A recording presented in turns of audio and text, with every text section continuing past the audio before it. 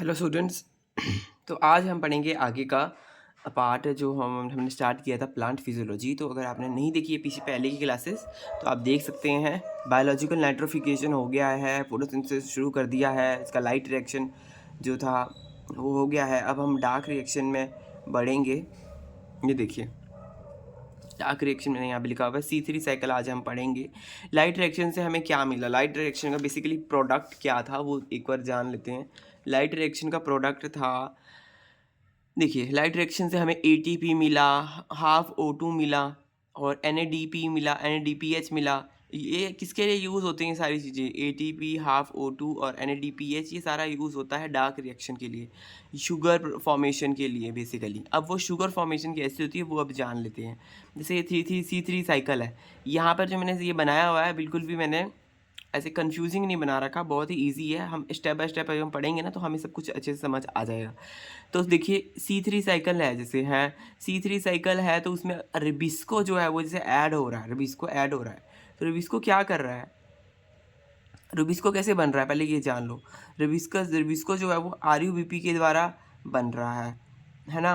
और basically Rubisco एक प्रकार का कंपाउंड है जिसमें अगर हम CO2 डालेंगे तो क्या बनेगा, पहले फिर बनेगा, 3 स्टेप हैं इसके, फिक्सेशन, रिडक्शन और रीजनरेशन। तो पहले रुबिस्को से बनेगा 3PGA फॉस्फोग्लिसरल्डिहाइड, ठीक है, फॉस्फोग्लिसरल्डिहाइड बनेगा। फिर फॉस्फोग्लिसरल्डिहाइड प्लस DHAP और इसमें क्या होगा 6 ATP का यूज़। फिर आगे के प्रोसेस में क्या होगा, यहाँ पे हम इसको 3PGA भी बोल सकते हैं जो फॉस्फोग्लिसरल्डिहाइड है। फिर होगी रिडक्शन प्रोसेस, रिडक्शन का रिजल्ट ये है कि बनेगा ग्लिसरल्डिहाइड 3 फॉस्फेट, ठीक है। और जो ये 3PGA है, 3PGA क्या है, फॉस्फोग्लिसरल्डिहाइड प्लस DHAP। इसमें अगर 6 ATP हम डालेंगे तो 6 ATP जब इसमें डालेंगे तो 6 AT उसका ADP बनेगा। ATP की ADP कंज्यूम हो रहा है, यहाँ पे ADP कंज्यूम होगा। और किसकी वजह से हो रहा है ADP कंज्यूम जो ATP है वो एल्डोलेस की वजह से कंज्यूम हो रहा है, एल्डोलेस उसको कंज्यूम करवा रहा है ATP को। तो बीच में जो एक बन रहा है वो है 1,3 बिस फॉस्फोग्लिसरेट। इन दोनों के बीच में एक 1,4 बिस फॉस्फोग्लिसरेट बन रहा है। जो स्टेज 2 है रिडक्शन की, स्टेज 2 है, ये तो स्टेज 1 है, स्टेज 2 है। स्टेज 1 कौन सी है, कार्बन फिक्सेशन। दूसरा है रिडक्शन, तीसरा है रीजनरेशन ऑफ RUBP, रेबेल्यूस बाइफॉस्फेट। तो जो ये रिडक्शन के pH वाला जो प्रोसेस है जहाँ पर हमारा बिसफॉस्फोग्लिसरेट बन रहा है 1,3 बिसफॉस्फोग्लिसरेट, इसके बाद क्या होगा, इसमें NADP है, फिर से एनर्जी करेंसी इसमें जुड़ेगी और NADP पॉजिटिव और H पॉजिटिव बनाएगी, तोड़ेगी। तो इसमें टूटेगी दो NADPH जो है। फिर इससे क्या होगा, जो ये 1,3 बिसफॉस्फोग्लिसरेट है इससे बनेगा ग्लिसरल्डिहाइड 3 फॉस्फेट। ग्लिसरल्डिहाइड 3 फॉस्फेट जो कि 6 मॉलिक्यूल बनेंगे यहाँ पर। ये आगे हम इसकी वो बनेंगे कैलकुलेशन की कैसे ये कितने यहाँ पे यूज़ होता है, कितने कंपाउंड्स का यहाँ पे यूज़ होता है। ये देखिए ये जो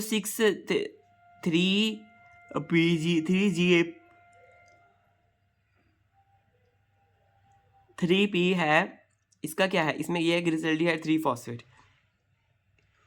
इसमें basically 1 mole of GPA glyceraldehyde 3 phosphate, GA glyceraldehyde 3 phosphate. तो इसका एक molecule half molecule of glucose बनाता है। मतलब कि ये जब 2 साइकिलें चलेंगी तब जाके एक ग्लूकोज बनेगा। देख रहे हो कितना इसमें कैलकुलेशन का पार्ट है। आगे हम इसकी कैलकुलेशन देखेंगे कि कैसे होता है। हाँ ठीक है। फिर अब इसमें ये इसको हम ट्राईफॉस्फेट भी बोलते हैं, ट्राईफॉस्फेट बनाता है ये। अब हम अगर बात करें फिर क्या होता है, फिर 5 एक मॉलिक्यूल देखिए यहाँ चला गया 3GPA का, 6 थे ना, ये 6 3GPA थे, 3GAP 6 ग्लिसरल्डिहाइड 3 फॉस्फेट थे। फिर एक मॉलिक्यूल तो यहाँ चला गया क्या बनाने के लिए, ग्लूकोज बनाने के लिए चला गया, आधा ग्लूकोज बनाने के लिए चला गया। फिर जो 5 जो बचे उसमें वो ग्लिसरल्डिहाइड 3 उसके 5 जो बचे वो आगे जाएंगे प्रोसेस में। और इससे जो 5 मॉलिक्यूल है ग्लिसरल्डिहाइड 3 फॉस्फेट के ये बनाएंगे विद द रीजनरेशन करेंगे RuBP की, जो RuBP है इसकी रीजनरेशन करेंगे, ठीक है, रीजनरेशन ऑफ RuBP। तो ATP का यूज़ करके ये रीजनरेशन करेंगे, तो हमारा RuBP से क्या बनेगा, फिर आगे रुबिस्को बनेगा। ऐसे पूरा प्रोसेस चलता रहता है, पूरा चलता रहता है। असल में हमारे को क्या मिल रहा है, हमारे को ग्लूकोज मिल रहा है, वही हमें चाहिए। वही यहाँ पे देखिए, जो हमारे को यहाँ पे ATP कहाँ से आ रहा है, ये ATP और NADPH, ये जो एनर्जी करेंसीज हैं, ये कहाँ से आ रही हैं, ये एनर्जी करेंसीज लाइट डायरेक्शन से आ रही हैं, जो हमने लास्ट क्लास में हमने लाइट डायरेक्शन पढ़ा था ना, वहाँ से एनर्जी करेंसी आ रही हैं और यहाँ पे यूज हो रही हैं। और क्या किस चीज़ के लिए यूज हो रही हैं, ये यूज हो रही हैं शुगर फॉर्मेशन की मदद कर रही हैं, शुगर फॉर्मेशन। और डार्क रिएक्शन इसको बोलते हैं, डार्क रिएक्शन इसको बोलते हैं। इसका मतलब ये नहीं है कि ये सिर्फ अंधेरे में होता है, इसका मतलब ये है कि ये अंधेरे में भी हो सकता है और लाइट में भी हो सकता है, दोनों में हो सकता है। ये लाइट इंडिपेंडेंट रिएक्शन है, लाइट इंडिपेंडेंट। लाइट इंडिपेंडेंट का मतलब क्या है, जो डार्क में भी हो सकता है, जब इसको लाइट मिल रही है तब भी होगा, जब लाइट नहीं मिल रही है तब भी होगा। तो दोनों केस में ये हो सकता है। C3 साइकिल, केल्विन साइकिल जो हमें ये इसका नाम है, ठीक है। सेडुहेट्रोलोस इसके बीच में कहीं बनता है, वो ज़्यादा मैंने डिटेल में यहाँ पे लिखा नहीं, क्योंकि इतना डिटेल वाला पोर्शन अभी हमारे उसके लिए है ही नहीं इम्पोर्टेंट, क्वेश्चन का इतना इम्पोर्टेंट है ही नहीं वो। तो सेडुहेट्रोलोस ये बीच में एक आधा क्वेश्चन पूछा हुआ है, तो मैंने यहाँ लिख रखा है कि सेडुहेट्रोलोस बनता है यहाँ पे बीच में, आपको पता होना चाहिए, इंटरमीडिएट है बस ये, ठीक है। अब देखिए यहाँ पे हम थोड़ी कैलकुलेशन देख लेते हैं। एक ग्लूकोज जो है, एक ग्लूकोज वो 6 CO2 को बना रही है, और 6 साइकिलें वहाँ पे हो रही है, और इतने ATP और NADP का यूज हो रहा है। बेसिकली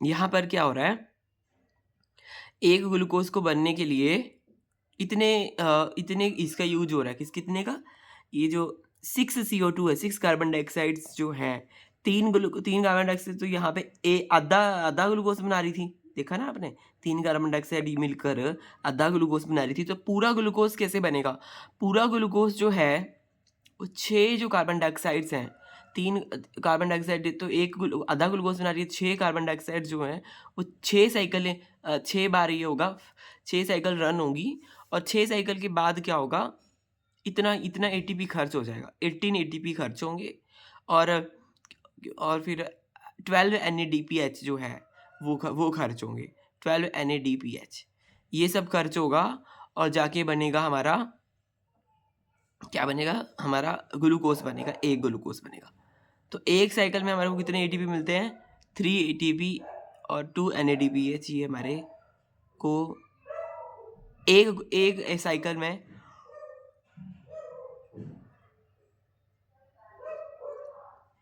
साइकिल में और एक कार्बन डाइऑक्साइड बेसिकली इतने ATP को यूज़ करता है।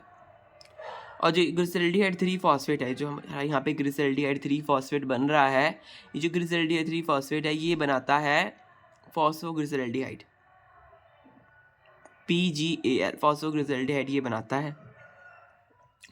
ग्लूकोज, सुक्रोज, स्टार्च और ये सब चीज़ें बनती हैं, कौन कौन सी, ये चीज़ें, ग्लिसरल्डिहाइड 3 फॉस्फेट है, इससे ग्लूकोज बनता है, सुक्रोज बनता है, स्टार्च बनता है, ये सब चीज़ें इससे बनती है। Has only one side where O2 and CO2 bind depending on situation के हिसाब से ये बाइंड करती हैं O2 और CO2। रुबिस्को क्या है, रुबिस्को ऑब्वियसली एक प्रकार का एंजाइम है जिसकी 2 सब यूनिट्स है, एक लार्ज सब यूनिट है इसकी, एक स्मॉल सब यूनिट है। जो इसकी लार्ज सब यूनिट है वो क्या करती हैं, वो एनकोड बाय RBCL जीन के द्वारा वो एनकोड होती है, ठीक है, RBCL जीन के द्वारा वो एनकोड होती है। और स्मॉल सब यूनिट जो है वो RBCS के द्वारा एनकोड होती है। L का मतलब लार्ज, यहाँ पे RBCS का मतलब स्मॉल न्यूक्लियर जीन, ठीक है। इस हिसाब से ये है, एक एक्स्ट्रा नॉलेज है जो आपको याद करनी है। अब हम आगे बढ़ते हैं नेक्स्ट साइकिल में। अब हम बढ़ते हैं ऋषभ लाइफ साइंसेस को सब्सक्राइब कर लीजिए फ्रेंड्स, लाइक भी करें सेशन को, ठीक है। और अब हम करेंगे C2 साइकिल के बारे में। C2 साइकिल क्या करती है? C2 साइकिल फोटो रेस्पिरेशन इसको बोलते हैं, C2 साइकिल को। क्या हो रहा है इसमें C2 साइकिल में? इसमें CO2 फिक्स जो होता है फोटोसिंथेसिस के द्वारा, अनफिक्स होता है फोटो रेस्पिरेशन में। तो ये लॉस लेकर आती है। बेसिकली कार्बन डाइऑक्साइड जो फिक्स होता है फोटोसिंथेसिस में, वो यहाँ पे आके क्या हो रहा है? अनफिक्स हो रहा है, ठीक है। अब इसका प्रोसेस जान लेते हैं पहले फोटो रेस्पिरेशन का। ये फोटो रेस्पिरेशन लिखा हुआ है मैंने यहाँ पर इसको C2 इसलिए बोल रहे हैं क्योंकि यहाँ पे जो पहला प्रोडक्ट है ना, वो देखिए, वो है ग्लाइकोलेट। और ग्लाइकोलेट जो है वो 2 कार्बन का बना हुआ है, उसे बोलते हैं ग्लाइकोलेट। इसलिए ये जो साइकिल है इसको C2 साइकिल बोलते हैं, क्योंकि पहला प्रोडक्ट जो है वो ग्लाइकोलेट है। अगर हम बात करें राइबोलोज 1,5 बिस फॉस्फेट की, तो उसमें क्या होता है? राइबोलोज 1,5 बिस फॉस्फेट जो 5 कार्बन का है। फिर जब क्या होता है, ये 5 कार्बन का है, फिर इसमें ना रुबिस्को आके क्या कहते हैं जो है वो यहाँ पे काम करता है। रुबिस्को एंजाइम वो ऑक्सीजनेज की तरह काम करेगा, कार्बोक्सिलेज की तरह काम नहीं करेगा, ऑक्सीजनेज की तरह वो काम करेगा रुबिस्को। फिर जब वो रुबिस्को यहाँ पे काम करेगा तो रिड्यूस फेरिडॉक्सिन और Fe और ATP जो है वो यूज़ हो रहे हैं। रुबिस्को यूज़ हो रहा है और रिड्यूस Fe और ATP जो ये यूज़ हो रहे हैं, क्या बना रहे हैं? 2 फॉस्फोग्लाइकोलेट बना रहे हैं। क्या बना रहे हैं? 2 फॉस्फोग्लाइकोलेट बना रहे हैं। ये तीन ऑर्गेनेलिज्म में ये होता है प्रोसेस। ये जो हमारा C2 साइकिल फोटो रेस्पिरेशन है, ये 3 ऑर्गेनेलिज्म में होता है। क्लोरोप्लास्ट, तो क्लोरोप्लास्ट में बनेगा 2 ग्लाइकोलेट, 2 ग्लाइकोलेट बनेंगे यहाँ पे, 2 कार्बन के। तो जब ग्लाइकोलेट बन रहा है तो इसी वजह से इसका नाम है C2 साइकिल। और तीन ऑर्गेनेलिज कौन सी हैं? क्लोरोप्लास्ट है, पैरोक्सिसोम्स हैं और माइटोकॉन्ड्रिया है। इसलिए मैंने अलग अलग शो किए हैं, देखिए लाइन है जो ये दूसरी ऑर्गेनेली में जाएंगे। और फिर ग्लाइकोलेट जो क्लोरोप्लास्ट में था वो आ गया ग्लाइकोलेट पैरोक्सिसोम में। अब जब ये पैरोक्सिसोम में आ गया है ग्लाइकोलेट, तो यहाँ पर O2 जो है वो यूज हो रहा है। O2 जब यूज होगा तो ये बनेगा H2O2 ये बनाएगा। और ग्लाइकोलेट से क्या बनेगा? ग्लाइऑक्सिलेट बनेगा। ग्लाइऑक्सिलेट क्या करेगा? ग्लाइऑक्सिलेट ग्लाइसिन को बनाएगा, ठीक है। ग्लाइऑक्सिलेट ग्लाइसिन को बनाएगा और फिर क्या होगा? फिर ये ग्लाइसिन को बनाएगा। ग्लाइसिन भी 2 कार्बन का है, 2 ग्लाइसिन बनेगा यहाँ पे। फिर ग्लाइसिन जो है पैरोक्सिसोम से जाएगा बाहर उसमें माइटोकॉन्ड्रिया में चला जाएगा। माइटोकॉन्ड्रिया में जब जाएगा, ऑब्वियसली ये 2 कार्बन है, ये 4 कार्बन कंपाउंड है ग्लाइसिन। 2 × 2C मतलब 2 कार्बन के, तो यहाँ पे मेरा बेसिकली 4 कार्बन है। तो माइटोकॉन्ड्रिया में क्या होगा? कार्बन डाइऑक्साइड का लॉस हो जाएगा। बेसिकली पूरा एक रिएक्शन चलेगा जहाँ पर अमोनिया भी निकलेगा। ये देखिए अमोनिया निकल रहा है और इसमें NAD पॉजिटिव जो है वो यूज़ हो रहे हैं और NADH बना रहे हैं। एनर्जी बन रही है, यहाँ पे एनर्जी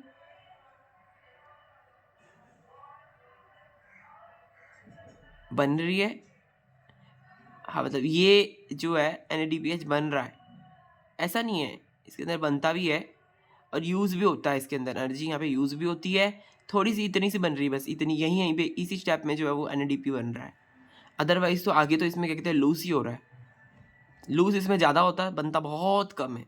एक्सेप्शन है जो बनने की, मतलब बहुत ज़्यादा यहाँ पे लूज होता है। और देखिए यहाँ पे कार्बन डाइऑक्साइड भी लूज होता है। यहाँ पे जो चीज़ हमारी फिक्स हुई थी फोटोसिंथेसिस में, कार्बन डाइऑक्साइड, वो यहाँ पे अनफिक्स हो गई। तो यहाँ से अब वो अनफिक्स हो गया कार्बन डाइऑक्साइड। अब ये द्वारा फिर फोटोसिंथेसिस में जाएगा, वहाँ पे द्वारा फिर ये बनेगा, अनफिक्स, फिर फिक्स होगा, फिर अनफिक्स होगा। ऐसे पूरी प्रोसेस द्वारा चलती रहेगी एक साइक्लिक प्रोसेस मैनर में, है ना। अब अगर हम बात करें तो ग्लाइसिन से अल्टीमेटली क्या बना, सीरीन बना। सीरीन एक ऑब्वियसली एक प्रकार की गैस है ये। सीरीन 3 कार्बन कंपाउंड है, एक कार्बन तो यहाँ से निकल गया ना। अब सीरीन दोबारा जाएगा, दोबारा ये सीरीन जो है वो कहाँ जा रहा है, ऊपर जा रहा है, उसमें ऊपर नहीं मतलब पेरोक्सिसोम में जाएगा ये दोबारा। जब ये पेरोक्सिसोम में जाएगा सीरीन, वहाँ पर हाइड्रोक्सी पायरुवेट के साथ ये बना, सीरीन से बनेगा हाइड्रोक्सी पायरुवेट। जब हाइड्रोक्सी पायरुवेट बनेगा तो क्या होगा, बनेगा ग्लिसरेट। हाइड्रोक्सी पायरुवेट बनेगा, फिर बनेगा ग्लिसरेट। ग्लिसरेट जब और हाइड्रोक्सी पायरुवेट में भी यहाँ पे एनर्जी का यूज़ होगा। हाइड्रोक्सी पायरुवेट के जब हाइड्रोक्सी पायरुवेट से जो ग्लिसरेट बनेगा, ग्लिसरेट बनने के लिए क्या होगा, NADH का यूज़ होगा। NADH का यूज़ होके NAD पॉजिटिव बनेगा। फिर ये NADP जो है वो क्या कहते हैं, अलग कहीं जहाँ पे NADP की रिक्वायरमेंट होगी तो ये वहाँ जाएंगे। NAD पॉजिटिव की रिक्वायरमेंट बहुत जगह होती है तो वहाँ जाएंगे। यहाँ पे भी तो NADP यूज हुआ है, तो पहले की कोई अगर साइकिल बनी होगी तो वहाँ से NADP निकला होगा तो तभी वो यहाँ पे आके यूज़ हो रहा है ना। तो ऐसे ही पूरा हमारा जो है ना, कोई भी चीज़ वेस्ट नहीं होती है, इसके अंदर ये क्या कहते हैं यूज़ हो जाती है कहीं ना कहीं जाके। ठीक है। फिर अगर हम बात करें पैराऑक्सीजोम की, पैराऑक्सीजोम में देखिए बन रहा है ग्लिसरेट। फिर ग्लिसरेट जा रहा है अंदर क्लोरोप्लास्ट में। क्लोरोप्लास्ट में जब ये जा रहा है तो यहाँ पर ATP का फिर से यूज़ हो रहा है। ATP का यूज़ हो रहा है, ADP बन रहा है और अल्टीमेटली क्या बन रहा है, 3-फॉस्फोग्लिसरेट। 3-फॉस्फोग्लिसरेट बन रहा है, 3-फॉस्फोग्लिसरेट बन रहा है। और फिर ये 3-फॉस्फोग्लिसरेट अल्टीमेटली C3 साइकिल में जाएंगे। जो 3-फॉस्फोग्लिसरेट है ये 3 साइकिल में जाएगा और यहाँ जो फॉस्फोग्लिसरेट है ये भी C3 साइकिल में जाएगा। तो यहाँ पे आप देख सकते हैं C2 साइकिल और C3 साइकिल में क्या रिलेशन है, कैसे ये दोनों रिलेटेड है, C2 साइकिल और C3 साइकिल। ठीक है, ये दो चीज़ें ऐसी चीज़ें यहाँ पर हो रही हैं। तो 3 ऑर्गेनेलीज में ये पूरा प्रोसेस चल रहा है, क्लोरोप्लास्ट, पेरोक्सिसोम, माइटोकॉन्ड्रिया। पहला प्रोडक्ट ग्लाइकोलेट है, ऑक्सीजनेज यहाँ पे यूज़ हो रहा है, रुबिस्को की ऑक्सीजनेज प्रॉपर्टी यूज़ हो रही है और ग्लाइसिन यहाँ पे बन रहा है फिर पेरोक्सिसोम में, और अंदर बन रहा है, फिर अंदर जा रहा है माइटोकॉन्ड्रिया में बन रहा है सीरीन, और फिर ग्लिसरेट बन रहा है, फिर बन रहा हो ये वाला। तो आप क्या कहते हैं, इसको ना याद रखिए, क्वेश्चन में पूछ लेते हैं, मैच द फॉलोइंग में भी पूछ लेती है ये ग्लाइसिन में, इसमें पेरोक्सिसोम में क्या बन रहा है, CPM ऐसे याद कर सकते हैं आप इसको, CPM का फुल फॉर्म क्या हो गया, पहले क्लोरोप्लास्ट, पेरोक्सिसोम, माइटोकॉन्ड्रिया। तो क्लोरोप्लास्ट में ग्लाइकोलेट और ग्लाइसिन इसमें बन रहा है, glycolate glyoxylate, glycolate glyoxylate glycine serine, और यहाँ पे कार्बन डाइऑक्साइड रिड्यूस कहाँ हो रही है, माइटोकॉन्ड्रिया में। ये क्वेश्चन पूछता है, ऐसे ऐसे क्वेश्चन इसमें से बनते हैं जो मेरे को पता है ना, मैंने क्वेश्चंस लगाए थे जब, तो मुझे इसलिए पता है कि कैसे क्वेश्चन पूछते हैं इसमें, तो इसलिए मैं आपको बता दे रहा हूँ। अगर हम बात करें अब आगे के प्रोसेस की, अब क्या आगे हो रहा है, प्रॉब्लम सॉल्व कैसे होगी। यहाँ पर एनर्जी जो है वो ख़त्म हो रही है यहाँ पे फोटो रेस्पिरेशन में, तो ये तो ज़्यादा अच्छा प्रोसेस है ही नहीं, एनर्जी ख़त्म हो रही है ना यहाँ पर, तो ये हमारे को ज़्यादा नहीं चाहिए। तो एनर्जी प्रॉब्लम सॉल्व कैसी होगी, एनर्जी ख़त्म होने की जो प्रोसेस है, प्रॉब्लम है, ये ख़त्म कैसे होगी, ख़त्म कैसे होगी।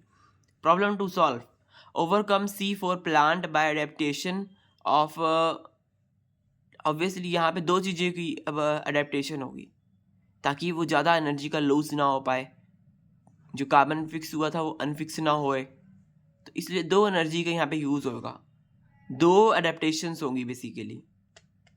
और जो अडेप्टिव प्लांट होता है वो C4 प्लांट कहलाता है।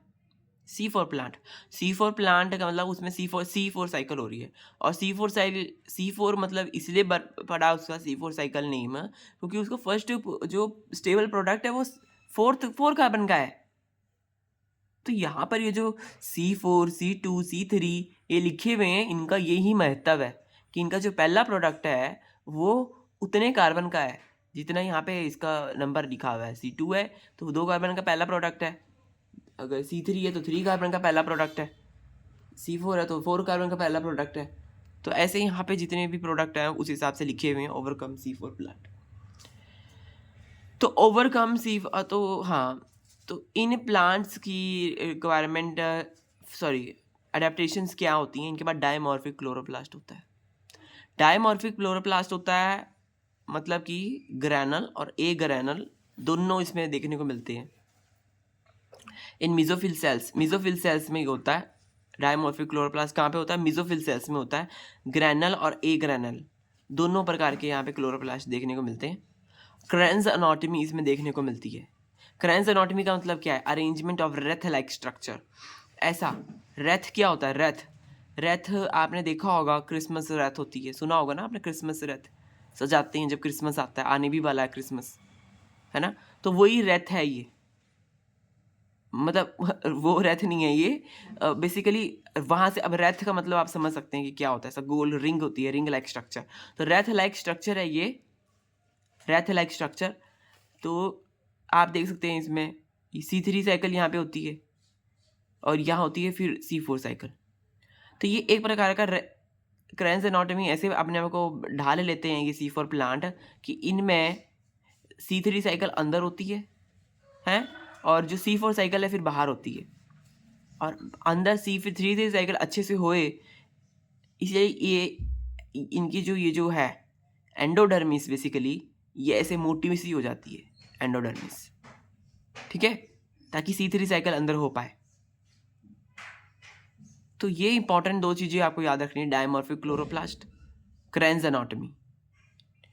फंक्शन की अगर हम बात करें, फंक्शन में क्या हो रहा है? फंक्शन क्या है इसका? अडेप्टेशन का फंक्शन ये है कि सेपरेट करता है uptake of atmospheric carbon in mesophyll cells from CO2 assimilation by rubisco in bundle sheath cell. वही चीज़ मैंने यहाँ बताई ना, ये जो बंडल शीट सेल है इसने सेपरेट कर दिया, दो चीज़ों को सेपरेट कर दिया, C3 साइकिल को सेपरेट कर दिया, C4 साइकिल को सेपरेट कर दिया। इन दो चीज़ों को इसने सेपरेट कर दिया बंडल शीट ने। जो बंडल शीट है, बंडल शीट जो सेल है, इसने इन दो चीज़ों को सेपरेट कर दिया। तो क्या होगा? Separate uptake of atmospheric carbon in mesophyll cell from CO2 assimilation by rubisco in bundle. हाँ, तो दोनों चीज़ों को इसने सेपरेट कर दिया। यही चीज़ बात यहाँ पे लिखी हुई है। थोड़ी लैंग्वेज इसकी थोड़ी वैसी होगी ना, आपको थोड़ा अगर समझ नहीं आ पा रही, बट मेन बात यहाँ पे यही है कि ये दो चीज़ों को ऐसे सेपरेट करता है कार्बन एसिमिलेशन के लिए, क्योंकि इसको कार्बन एसिमिलेशन करना है ना। अब यहाँ पे तो रिड्यूसिंग एनवायरनमेंट है, तभी यहाँ पे अंदर के केस में जो C3 साइकिल है वो दूसरे एनवायरनमेंट में होती है, C4 साइकिल अलग एनवायरनमेंट में होती है। तो उस हिसाब से ये डिफ्रेंशिएशन कर देता है,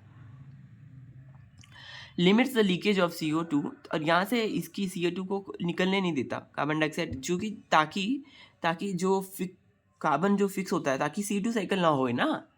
अल्टीमेटली इसका यही है, लिमिट कर रहा है लीकेज ऑफ, जो लीकेज हो रही है। जो पहले C2 साइकिल में हमने क्या पढ़ा? C2 साइकिल में हमने ये पढ़ा ना कि वहाँ पे जो कार्बन फिक्स हो रहा था वो अनफिक्स होता है। तो वही चीज़ तो हमने प्रिवेंट करनी है। तो इसीलिए उसी को प्रिवेंट करने के लिए यहाँ पर जो है उसको लिमिट कर दिया जाता है, उसकी लीकेज को, जो कार्बन डाइऑक्साइड की लीकेज है जो अनफिक्सिंग हो रही थी उसको लिमिट कर दिया जाता है। इसीलिए वहाँ पे बंडल शीट सेल जो है ये बन जाती है, ठीक है। इतनी सी यही बात है इंपॉर्टेंट, क्यों हमारे को C4 प्लांट्स की ज़रूरत पड़ी और क्यों फिर ये एडेप्टेशन हमारे को देखने को मिली। ये एडेप्टेशन को एक ही बार में थोड़ी ना हुई है, पता नहीं कितने इसको एवोल्यूशन लग गया प्लांट को। अगर हम प्लांट की बात करें, पता नहीं बहुत ज़्यादा इसको साल लग गए ये दो चीज़ें लाने में। पहले ये ऐसे ही जूझता था प्लांट, जो प्लांट होता था उसमें सिर्फ C2 साइकिल होती थी, जिसकी वजह से प्लांट को नुकसान होता था, उसको शॉक लग जाता था। तो फिर प्लांट ने अपने अंदर की जो केमिस्ट्री है वो बदली, कई चीज़ें उसने अपनाई, उसने अपने आप को चेंज करा। इसलिए चेंज बहुत इंपॉर्टेंट है, हमारी लाइफ में भी चेंज बहुत इंपॉर्टेंट है। तो ये तो फिलॉसफी की बात मैं बोलने लग गया, बट यहाँ पे चेंज बहुत इंपॉर्टेंट है। इसने अपने को इवॉल्व कर लिया, इसने डायमॉर्फिक क्लोरोप्लास्ट लाया, इसने क्रेन्स एनाटॉमी ले आई, ताकि इसके दो चीज़ें सेपरेट रह सकी प्लांट की। तो एक ही प्लांट में फिर दो चीज़ें हमारे को देखने को मिल सकती हैं, C4 साइकिल और C3 साइकिल ऐसे हमारे को देखने को मिल सकती है, क्योंकि दोनों चीज़ें सेपरेट हो चुकी हैं physically. Bundle sheath cell bundle sheath cell जो यहाँ पे है इसने सेपरेट कर दिया है। ठीक है, तो आपको मुझे लगता है अब समझ आ ही गया होगा। अगर नहीं आपको अच्छा से आ रहा समझ तो आप अच्छे से दोबारा से इसको पढ़े भाई, तो है ना। तो फिर मैं तो ऐसे कुछ नहीं कर सकता आपको अगर अभी भी समझ नहीं आ रहा है। तो देखिए यहाँ पे देखिए एक ग्राफ बन रहा है, ग्राफ। तो ग्राफ में इसमें क्या दिखाया गया है, तो देखिए यहाँ पे C4 साइकिल दिखाई गई है और C3 साइकिल का दिखाया गया है। Low level of photo respiration, किसका? फोटो रेस्पिरेशन क्या दिखाया है, हाँ हाइयर। इसके यहाँ भी कंपनसेशन पॉइंट दिखाया है। बताओ किसका कंपनसेशन पॉइंट ज़्यादा होता है? C3 का कंपनसेशन पॉइंट ज़्यादा होता है, C4 का लो होता है कंपनसेशन पॉइंट। क्योंकि यहाँ पर कंपनसेशन पॉइंट का मतलब यही है कि दो चीज़ें जो है दोनों में डिफरेंस की क्या है, C3 C4 में क्या डिफरेंस है, C3 में क्या डिफरेंस है, हमें इससे ये हमारे को पता चल रहा है। दो कंपोजिशन पॉइंट्स जो हैं, हायर कंपोजिशन पॉइंट का मतलब है कि benefited more from increase in atmospheric concentration. Atmospheric जो CO2 की कंसनट्रेशंस है उससे इसको ज़्यादा बेनिफिट मिलेगा, higher compensation point. Intracellular partial pressure higher है C3 का। तो ये भी क्वेश्चन ना पूछ लेता है, स्टेटमेंट वाले क्वेश्चन गुमराह करके पूछते हैं हमारे को, मतलब कि ऐसे बताओ, मतलब हाँ गुमराह करते हैं, पता नहीं मतलब अलग कुछ कुछ कह देते हैं, अलग से अलग कह देते हैं और फिर पूछते हैं कि क्या है। बेसिकली क्वेश्चन जो बना रहे हैं वो हमारे को ऐसे ही करते हैं ना, तो इसलिए वो अच्छे से बताते नहीं है, मतलब अच्छे से कंफ्यूज करते हैं हमारे को। तो रियलिटी यही है कि यहाँ पे हमारे को अच्छे से इसको समझना पड़ेगा कि हायर कंपोजिशन पॉइंट इसका है क्योंकि benefit in more from increase in atmospheric carbon dioxide concentration. ये जो एटमॉस्फेरिक कंसनट्रेशन है वो C3 जो है वो ज़्यादा बेनिफिट हो रहा है, C3 को ज़्यादा बेनिफिट हो रहा है, इसलिए इसका कंपोजिशन पॉइंट ज़्यादा है।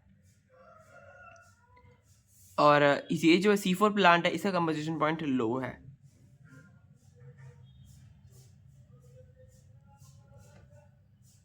हाई कंपोजिशन पॉइंट है तो ज़्यादा मतलब लेट इसमें प्रोसेस क्या कहते देखने को मिलेगा, ये जल्दी क्या कहते इसमें देखने को मिलेगा। C3 में लेट देखने को मिलेगा, जो हमारा प्रोसेस है इसमें लेट देखने को मिलेगा। CO2 का यहाँ पे ज़्यादा अपटेक है, तो यहाँ पर जल्दी से कहते गिरावट देखने को मिलेगी, यहाँ पे लेट गिरावट देखने को मिलेगी। ऐसे ऐसे आपको इसको याद कर सकते हैं कंपोजिशन पॉइंट को, ये भी इम्पॉर्टेंट है, क्वेश्चन पूछ लेते हैं। तो आई गेस अभी फ़िलहाल हमें इतना ही पढ़ना चाहिए। दो क्या कहते हैं हमने वो पढ़ ली हैं, 2 साइकिल्स तो हमने पढ़ी ली। पहली साइकिल हमने पढ़ी C3 साइकिल, दूसरी साइकिल अब हमने पढ़ी है दिस C2 साइकिल। तो हमारा जो मेन मोटिव है, क्या मोटिव है हमारा, यहाँ देखिए इस फ्लो चार्ट में क्या लिखा है। फ्लो चार्ट में लिखा है कि लाइट डिपेंडेंट रिएक्शन जो है वो उसमें क्या क्या बनता है, उसमें बनता है ATP बनता है, O2 बनता है और NADPH बनता है। ये एनर्जी करेंसीज यहाँ पे बनती हैं। नॉन साइक्लिक में 2 चीज़ें बनती है, ये तीनों तो इस ऑब्वियसली दोनों में 2 चीज़ें हैं, नॉन साइक्लिक है और साइक्लिक है। नॉन साइक्लिक में क्या ATP बन रहा है, NADPH बन रहा है, और साइक्लिक में ATP बन रहा है। तो ये दोनों चीज़ें जो हैं, ये सब चीज़ें जो हैं ये सब लाइट रिएक्शन से फिर होगी dark reaction, light independent reaction basically उसको बोलते हैं डार्क रिएक्शन। तो ये सारी चीज़ें फिर यहाँ पे यूज़ होंगी। वही चीज़ मैंने यहाँ लिखा हुआ है, ये देखिए, ये सारी चीज़ें देखिए डार्क रिएक्शन में यूज़ होती हैं। डार्क रिएक्शन में ये सारी चीज़ें यूज़ होती हैं और क्या बनाती है, शुगर बनाती है। शुगर, ग्लूकोज क्या है, शुगर ही तो है, एनर्जी। फिर हमें ग्लूकोज से हमें एनर्जी मिलती है, ठीक है। तो इस हिसाब से आप इन दोनों को अच्छे से रिवाइज करें और फिर नेक्स्ट क्लास में हम पढ़ेंगे C4 पाथवे पढ़ेंगे, कैम पाथवे पढ़ेंगे। कैम पाथवे बहुत ही छोटा है, फिर हम इसकी प्रॉपर्टीज़ का वो करेंगे। फिर हम लास्ट में हम पूरा जो हमारा वो बनता है ना सुक्रोज वाला, ये हम नेक्स्ट क्लास में ये सब पढ़ेंगे। फिर उसके आगे हम क्या कहते हैं फिर उसके आगे हम हार्मोन्स स्टार्ट कर देंगे, हार्मोन्स, ठीक है। तो ऐसे ऐसे अब आप बस अब जुड़े रहिए इसके साथ, जैसे जैसे है ना। अब देखिए अब जो अभी का जो पेपर आ रहा है फ्रेंड्स, तो अभी देखिए अभी फ़िलहाल का पेपर तो अभी देखिए वो तो देखिए मान लीजिए वो तो अब चला ही गया, 18 दिसंबर को जो आ रहा है ना, तो वो तो चला ही गया मान लीजिए, है ना। तो नेक्स्ट अभी तो पेपर आएंगे, आईसीएमआर का पेपर आ रहा है, फिर उसके बाद गेट का पेपर आ रहा है।